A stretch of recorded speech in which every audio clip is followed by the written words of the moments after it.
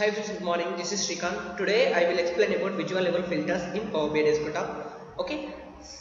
Now I am selecting particular in this visual. Okay. See this here. Now see this here. This is a expand button. Expand button. When you click this button, see this. It's automatically expanded this data. Okay. In this place have type of filter.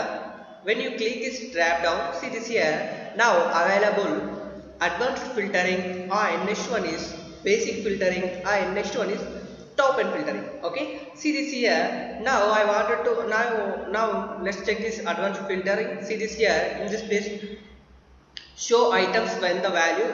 Okay, see this here. Now it's available for advanced filtering.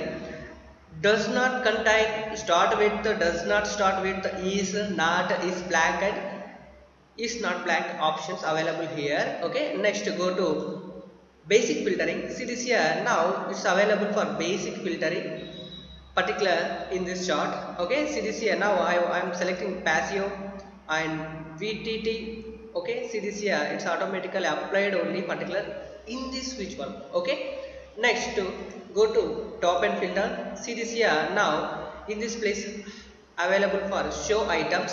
See this here, top and when you click this option, see this here, top and bottom. Okay, now I want to show only top one. Okay, top one sales. Okay, see this here. Now drag and drop here, click apply.